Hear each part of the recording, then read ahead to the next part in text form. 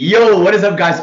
Welcome back to Superhero Sitdown, episode 6, where I sit down with someone who loves superheroes and we talk about the things we love, which is superheroes. Now, guys, today I have Michael Roman, also known as Everything Always. Say what's up, Michael. Hey, what's going on, guys? So, Michael, just so I can give my fans a brief background about yourself, who are you? Where are you from? What do you do? And where can my audience follow your content? Okay, awesome. You can always find me at Everything Always. My name's Michael Roman. I'm a musician first who got into the YouTube world not even a year ago, earlier last year, because my passion is for sure the entire Marvel Comics universe, and now that's become the MCU. So I just started a YouTube channel based on the fact that I love it, with no real intentions of than presenting the theories and the stuff that I write and think about. And here we are. So. Wow. So, Michael, every superhero, every villain has their own origin story. Now, for me, my origin story and the reason that I started Soups is because, I felt that with this one life and we're living through currently the greatest era of human history, I felt that I had to take the opportunity of using the internet, YouTube, social media to my advantage so I could one day make a living off of talking about superheroes, which is what I love to do. So, my question to you is, what is your origin story? Okay, so I'll skip past, I grew up, kid, and like normal kids, went to school, high school, college, made it through college, and in my last semester, I had an opportunity to drop out of college and to join a cover band and tour the country. And it's what I wanted to do, and it was a tough decision because I was literally 18 credit hours from finishing a degree. I took the shot, I joined the band. We ended up out on the West Coast. I was at UGA at the time. We ended up in the West Coast. I ended up in Las Vegas and broke. And for about the next year, I tried to figure out if I was going to start an original band or if I was going to just try to be a musician in the scene. Got into dueling pianos because I'm a pianist first.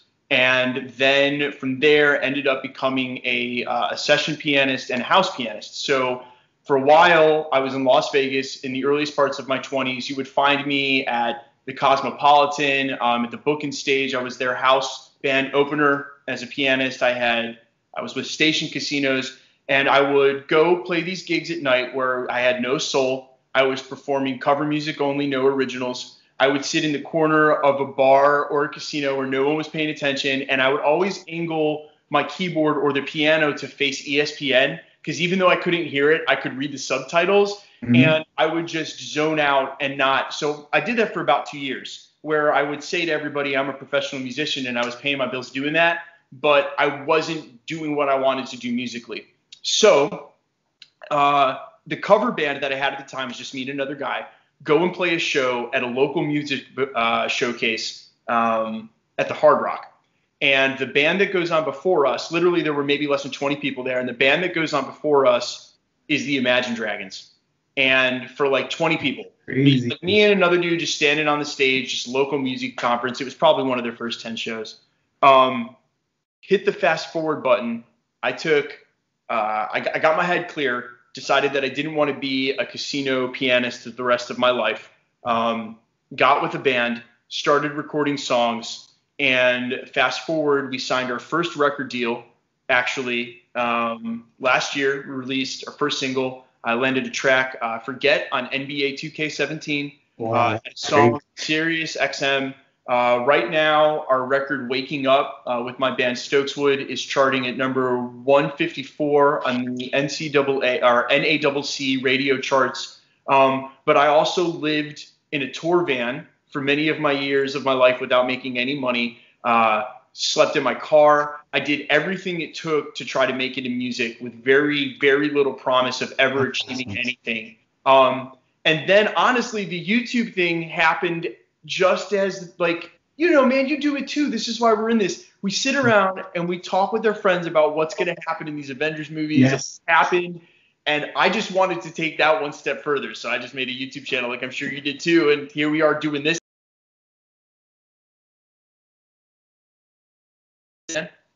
Wow, that's such an amazing story. And I'm so glad that you told us that because, people see you right now and all of the success you're having when it comes to music and on YouTube, but they don't see the Michael that was sleeping in his car, the Michael that, was going through the struggle to getting to where he is today. So thank you for sharing that story, bro. Absolutely, man. So, Michael, what is your most vivid memory of superheroes? And when did your love for superheroes start? So for me, my love for superheroes started when I was basically 2 or 3 years old, and I basically grew up watching the Raimi trilogy, the old Christopher Reeve Superman movies, and all of those movies just left such an impact on me in my life, and they definitely shaped me to who I am today. So, what is your most vivid memory of superheroes? So age there's some age between us, so that's crazy that the Raimi trilogy is at that point in your life, because by the time I Right? saw the Raimi trilogy, I had been, oh my God, when did that come out? I was much older. I think high school for me. So my earliest memory of comic books was actually from my dad. So because where I am generationally, my dad was buying these earliest comics right off the racks. So he was buying Final Fantasy off the rack. He was buying the earliest Spider-Mans, Amazing Spider-Man 33, 34, 35. He was literally going to these newsstands and buying these and then reading them. And by the time that this collection made it to me, none of the ones that you'd be like, oh my God, you had that comic, it was worth money. No, not the ones we had, because they were red. I mean, red to the point where the covers were coming off and they were missing, Yeah. pages, missing the cover completely. And when I finally got into Spectacular Spider-Man, so not even the Amazing Run, but the Spectacular Run specifically, is when my reading competency as a kid kind of matched exactly where I was in liking comic books. Because, as you start to turn into an adult too, I started reading novels as I got a little bit older, looking Yeah. for like thicker literature. Not that I didn't like comics as much, but I just didn't read them the same way as that I did when I was 5, 6, 7, 8, reading Spectacular I got you. Spider-Man. And then that's just never left, man. So if you ask me, Spider-Man's my favorite. And those are like my most fond memories, is turning the pages through those Spider-Mans and reading them and connecting with the artwork and the stories. Damn, that's crazy, crazy. So, getting into the main conversation for today, we're going to be talking about one of the most anticipated films of the year, which is Captain Marvel. Now, Michael, are you hyped for Captain Marvel? Because there's been a lot of controversy in the comic book fan film community, and are you hyped for it? Dude, okay, first of all, I will be the first to say that I had no qualm saying to my friends I didn't know about Brie Larson, only for the reason that I haven't seen many of her movies. I know she has an Academy Award. I just had never seen them. And I also I didn't like the first couple of trailers. I didn't like the way she came off, but it was I it got was the national championship trailer, I think, where they really took the gloves off her, and instead of just most of her one-line moments, you got to actually get her personality as Captain Marvel. She's gonna nail this role. I am so hyped, dude. I'm so hyped. It's crazy that it's coming out with Endgame, because otherwise this would be such the focal point right now. It's just not, because Endgame. Yeah.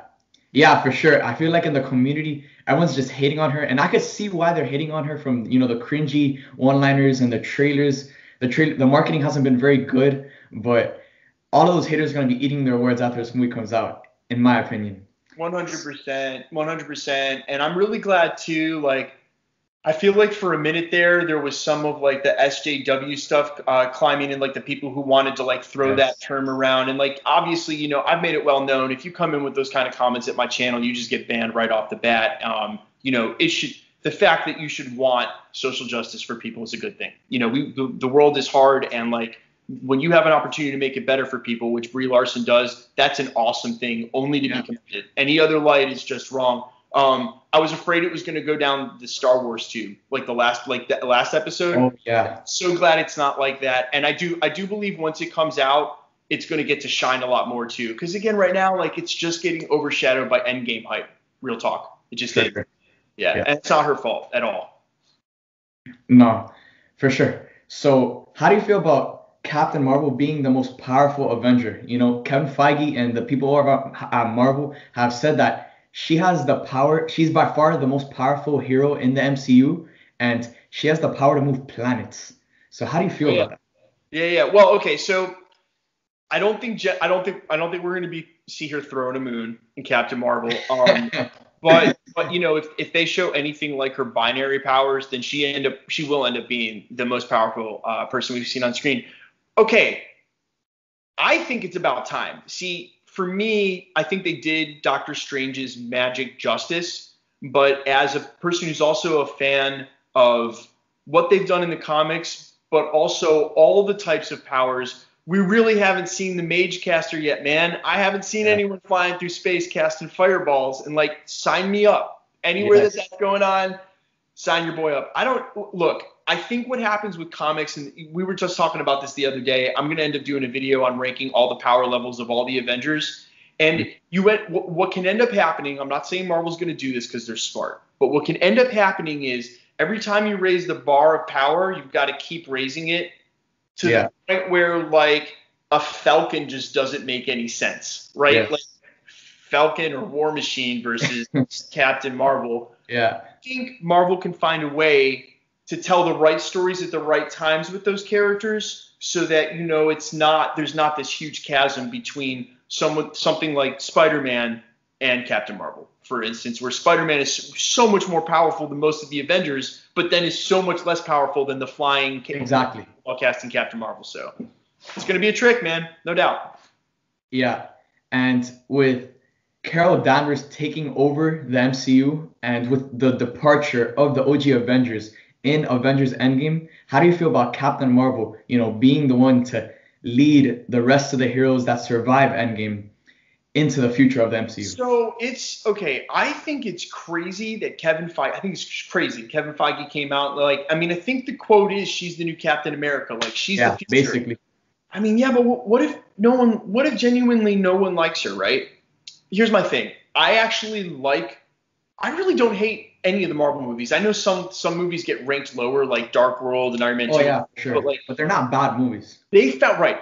They had to find their footing with Thor, right? Like I like Thor 1 and 2, but it's not Ragnarok Thor, and Exactly. Ragnarok Thor is like a really good version of that character. Yes. Maybe they'll have to find their footing with Captain Marvel, right? Maybe they're going to have to tune some things where the first couple of movies in her franchise lead you to a Ragnarok style but what if that doesn't happen right off the bat? And the good thing about the original Avengers was they had Iron Man and they had Captain America, and as long as one of them stuck, does this make sense? Then Yeah. you at least have, they could hedge off the other trilogies. But when you say Captain Marvel's the future and you haven't even put out the first movie in her trilogy yet for Judgment, it's a risk, man. But hey, I don't know. Maybe if you're Kevin Feige, you feel like you can't fail. So good for him. That's awesome. Heck yeah, Yeah. man. And along with this film, Captain Marvel, another big introduction into the MCU is the introduction of the Skrulls. Now, with the introduction of the Skrulls with this movie, do you think that Marvel has future plans for the Skrulls, such as a potential, secret invasion storyline, maybe? Okay, so this is an interesting one because there's actually canon for this now, which is Yeah. awesome. If you had asked me this a year ago, I would have just been a fan of this and talked about it. But now, since I've been covering the MCU for a year, I know every single time this has come up. The earliest quote from the Russos is when they said that they're not done with Marvel, and even though they're going to take off to do other things, they'd love to come back for like a secret invasion, Yeah. which would be sort of like an epic story event. They're obviously starting with some elements of that in Captain Marvel, obviously, right? Mhm. I think what happens when you run the risk of the duplicate storyline too many times is that it doesn't feel like a new conflict. And so what I would worry about if this is all just leading to a Skrull secret invasion, if they don't do it right, is that it could just feel like the same movie over and over again where they're just pressing. I am so very glad that Captain Marvel is not going to fight a version of herself like the old comic book trope where you Yes. just get like the villain version of that Yeah. character in the first movie. This is going to be cool. But again, how many times can you do the mistaken identity thing before you learn how to fix it in the first movie and then you just apply that problem solving across the board? But I wouldn't rule it out. I mean, I wouldn't For rule it sure. out, and it would be really cool. It's just going to be interesting to see, and also to whatever they thought they were going to do now changes when they know that they've got the X-Men and the Fantastic Four to take care of, which they do. So I think whatever was the case before that happened definitely got shuffled around. We're just gonna have to wait and see how. Yeah, for sure. I feel like in this movie, they're just planting seeds, and if anything, if anything happens in the future, they could always go back to that Secret Invasion storyline because we already know about the Skrulls and they're already like we already know who they are. So if anything, they could just go back to that in the future of the MCU. Right. My next question to you is, do you think any of the Avengers are Skrulls? There's been theories about Nick Fury, Hawkeye, War Machine. Do you think anyone that we know already know So and love is a Skrull? notice we've never played Who's the Scroll at my channel. That's a good question because I've never done a video on it because I think it's actually been covered really well. But if you want my opinion, I can run it down. Nando versus Movies. Shout out to his channel. It's a really good channel. His writing quality is really high, and it's strictly an essay style channel. So where my channel has like leaks and reports, takes, plot leaks, he strictly gives you the essay stuff. I do those too, but that's what he sticks to. So if you like that style, Nando versus Movies is a great channel. He has an excellent video. It's called The Skrull War Machine. And I felt like when he made it, it was the final word on why Rhodey would be the most impactful Skrull and could be a Skrull. Close to Tony, so it sets up that violation. He's been, if you were a Skrull and you wanted to infiltrate the United States, of course you would want to be close with their military. And then I don't want to quote him directly, but go watch the video. I think he says something like, and then when superheroes showed up, you'd want to align closely with them too. It would only make sense. There's some other really good ones though. Thunderbolt Ross. For the same reason that I projected some time ago, and I got killed in the comments on this video. I got killed. I said we could probably see Red Hulk, maybe not in Avengers Endgame, but in the next phase. And the reason for this is Thunderbolt Ross had more lines than Falcon in Infinity War. Almost, he did. Why is Thunderbolt Ross in every Avengers movie? He just keeps showing up, and that's Red Hulk, by the way. Thunderbolt Ross could be a Skrull. For the same reason that I was like, hey, maybe we're going to see Red Hulk. They just keep bringing him around. You keep Thunderbolt Ross around. It makes sense that way when you're like, he was the Skrull the whole time. That's why he kept popping up. Colby Smolder's character, Maria Hill. Yeah. Could be. But here's the thing. With Nick Fury's run-in with the Skrulls already in the 90s, having his right-hand lady be a Skrull would be like, again, too much of the same story. He's not going to fall for that. But those would be my three guesses, man. And if one of the true Avengers turned out to be a Skrull, I feel like it would be too much. It would undo too much of the story that they've told. Tony can't be a Skrull. Get out of here. Neither can Captain America. Same here. Yeah, I feel the same way because for someone like Hawkeye or one of the OG Avengers that we know and love, for one of them to be a Skrull, that would just get so much hate. No way. So much hate. So my next question about Captain Marvel is, with another potential villain being in the film with Jude Laws' secret role, who do you think he's going to be playing? Yon-Rogg or Captain Marvel? Because according to Fandango.com, they said he was playing Marvel, but then we got Funko Pop leaks of Yon-Rogg. So who do you think he's playing? Great question. Another thing I haven't done a video on. You did your research, man, because my takes here these are new takes. I do have an answer, though. What if Marvel was like, check it out, those don't need to be different characters? Yo. And they've done it all the time. Anyone who's out there is like, well, no, I can't be the same guy. Get out of here. Like, and there's also really good videos that, again, I'm not meaning to shout out Nando's channel, but he does a good job of, and other people have too, though. There are plenty of people who have broken this down, how Hela is an amalgamation of Death and Hela and Angel and a ton of characters, and how Ego was an amalgamation of the Gardener and Ego, and there's a ton of characters, and they've done that in the past when it makes sense, right? Yeah. So what if Marvel can Yon-Rogg, whatever they call him, he can play the role of both characters, and it's just one, though. He can serve for both. Now, there's a leaked plot leak I am going to be covering on my channel that'll go out tomorrow, this most recent leaked plot leak for Captain Marvel that came out on 4chan and then showed up on Reddit, where it says that there is a Marvel in the movie, and we don't know who that is, which would be super awesome. And then I wouldn't put that past Marvel right now that's their sandbag cameo. Holy heck, this dude's in the movie. What? But I don't know, man. Again, they love it. And isn't it cool that it's like an allegory for not knowing who the Skrulls are, that we don't know who one of the villains is? It's like art imitating life, imitating art. I see what you did there. Yeah. Yes. So my next question is, do you feel that there's a specific reason Marvel is coming out with Captain Marvel before Avengers Endgame? Like, why didn't they take the same route with Captain Marvel that they did with Spider-Man or Black Panther? Do you think that there's a specific reason? Yes. Yeah.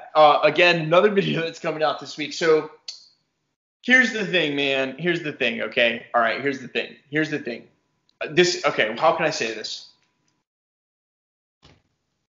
When time travel is involved, nothing is off the table. That's my answer to that. That's my answer to that, man. When time travel's involved, nothing's off the table. Yeah, because Samuel Jackson did confirm that Captain Marvel can time travel, which is a surprise to everyone and just makes her that much more overpowered. According to him, the only one. According to him, she's the only one who can. So we're gonna have to figure that out, pretty much. So now, speaking upon her powers of time travel, what do you think about the rumors that she's gonna time travel straight from the 90s all the way over to the events of Avengers Endgame? Okay.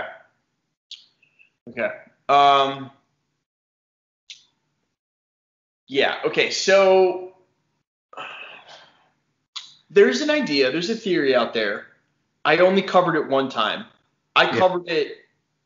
Someone else covered it from a dude on Reddit that says that, because I did point out the Tesseract in her trailer. That's not a new thing. If you haven't caught it yet, the Tesseract is in the Captain Marvel trailer. It's clear as day. If you're looking for it, you cannot miss it. It's there several times. That's the Space Stone, travel. There's a lot of things that could work out this. Do I think she's gonna bust a move? No pun intended. Straight from 95 straight to 2019? No, I don't think that's the way it's gonna happen. But if she comes if the Tesseract comes into play here, then again, who really knows what Marvel's doing here? I love that we've all tried to guess for a year and a half, and we're still only a guess is the best we've got, And then we're always wrong when the actual movie comes out. Pretty much, yeah, pretty much. So with Captain Marvel transitioning over to Avengers Endgame, what role do you want her? Do you want to see her play in Avengers Endgame? Do you want her to take the lead or maybe chill back? Yeah, I got you totally. And I don't think that she's going to be the solve-all. And I'm glad it's just Captain Marvel shows up, saves the day. She'll come in, she'll play a role, right? So that she gets that so that going into the next role, she'll have been included in the most major event from the first 3 phases. But I could see Captain Marvel's full screen time being less than 15 minutes. Prediction. Really, she's in the movie, but for very little. My call. Nice. Yeah, I agree with you because I want Avengers Endgame to focus more on the OG Avengers, and Captain Marvel is for sure going to be one of the heavy hitters. But even though she's a heavy hitter, I don't want to see too much of her. You get me? I still want the focus to stay on the OGs versus Thanos. This is their final movie. The focus has got to stay on them.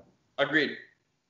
So after the events of Avengers Endgame, where do you want to see the character of Captain Marvel end up? Because I kind of feel that after the events of Avengers Endgame, the sequels to movies such as Spider-Man Homecoming, Black Panther, Doctor Strange, Captain Marvel, those sequels might have something to do with those heroes, coming back from the snap and going back to the original lives that they had before the events of Infinity War.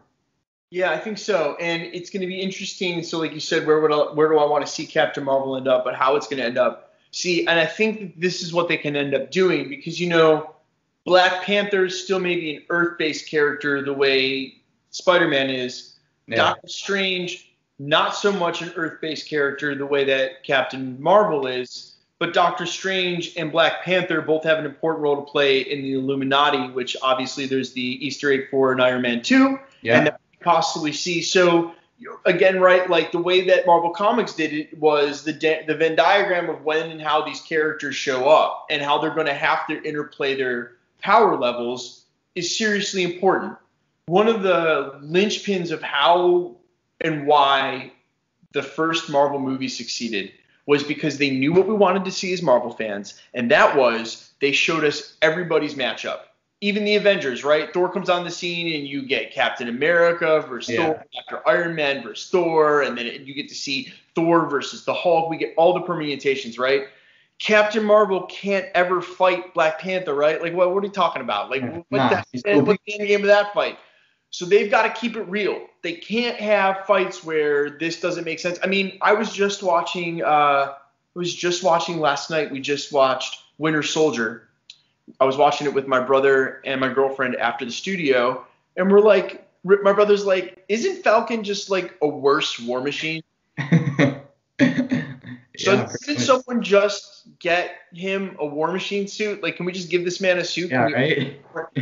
Not that they don't all have their place, right? I'm not saying you don't need Falcon at all. You do. He's Cap's buddy, and it makes sense. They're different characters. I'm just saying you got to be careful. That's all I'm saying. You got to find a way to work it out. For sure. So we're early on time today. So now transitioning over from Captain Marvel, we're going to be talking a little bit about Avengers Endgame. Sure. So Michael, what are 3 things that you absolutely need to happen in Avengers Endgame?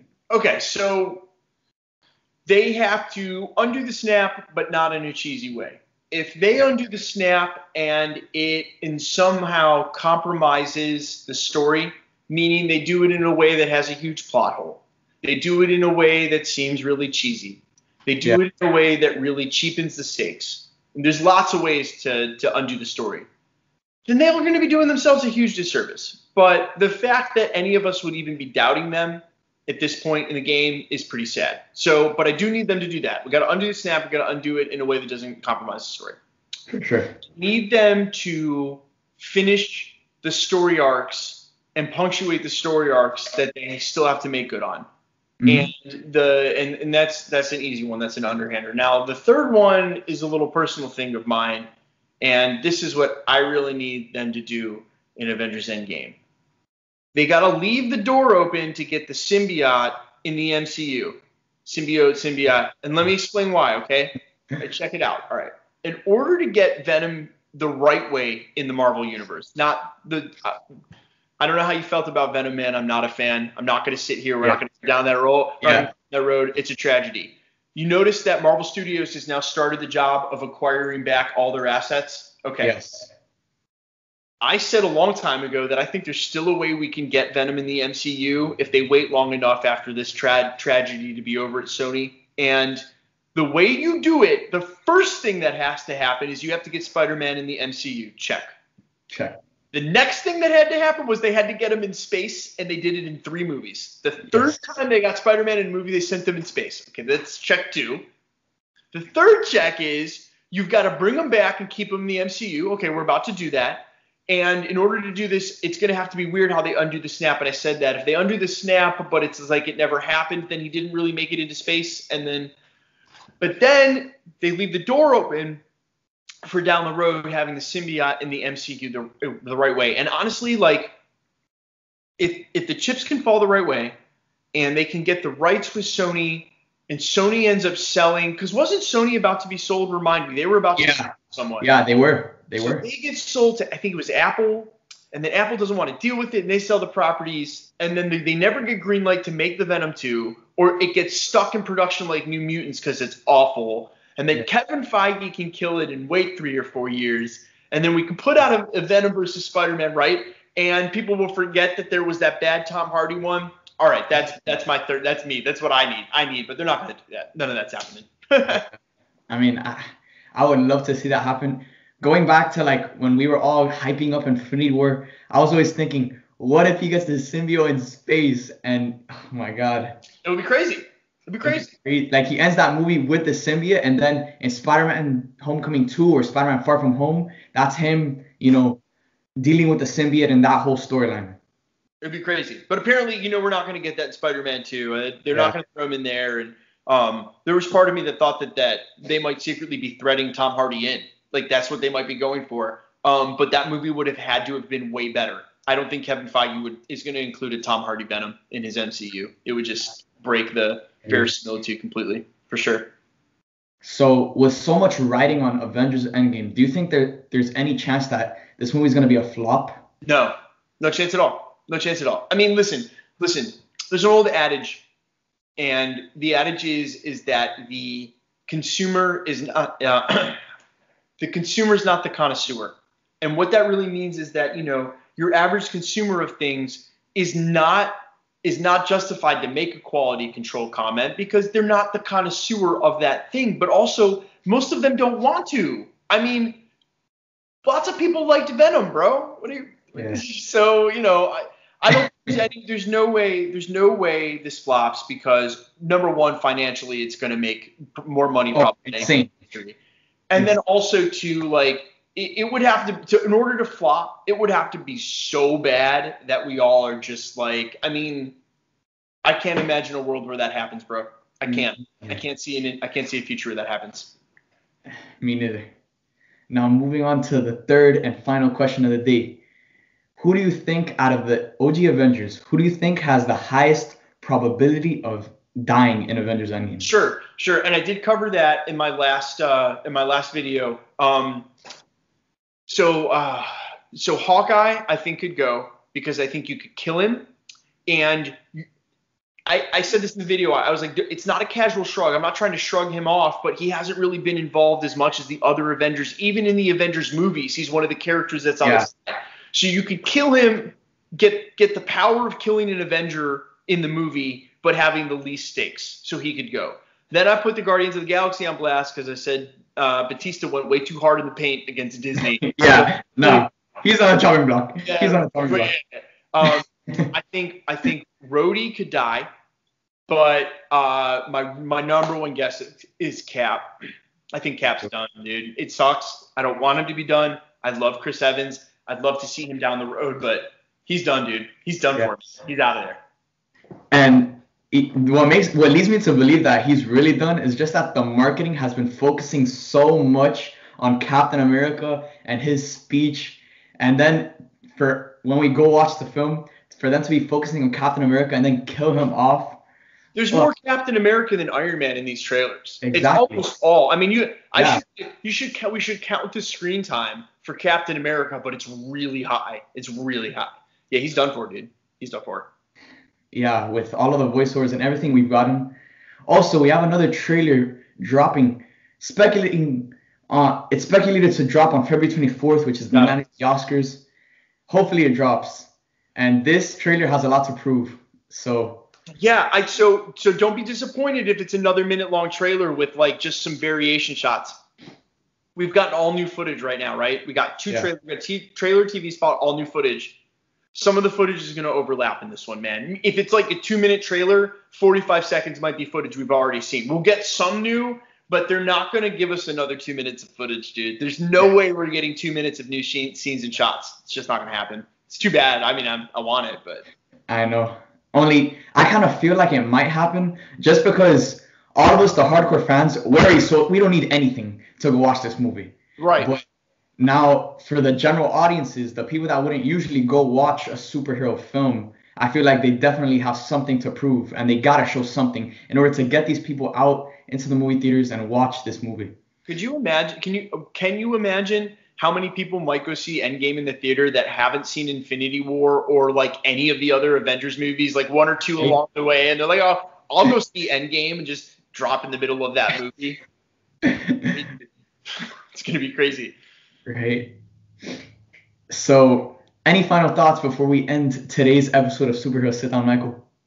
No, just I will say to you, man, congratulations on even starting your channel. That's an accomplishment in and of itself, and best of luck at your channel. And I'll definitely be promoting this video in a couple of my videos coming up. Throw people to your channel, man. Try to get them over there. And I really appreciate you having me on, man. Thanks a lot. Thank you for coming on, bro. It's an honor. Right now, you're the biggest guest on my entire That's silly, Superhero Sit man. Down show, and it's an honor, man. It's really an honor. Honors all mine, dude. You're the biggest Soups YouTube channel I've ever been on, so I really appreciate it, dude. Thanks so much for having me on, man. Thanks a lot, dude. And I'll catch you soon, bro. I'll see you out there for sure. For sure. So there you guys have it. There is today's episode of Superhero Sit Down, episode 6, featuring Michael Roman, also known as Everything Always. Guys, make sure to check out his channel. Links will be in the description. Thank you guys for watching. I hope you guys enjoyed, and see you guys next time.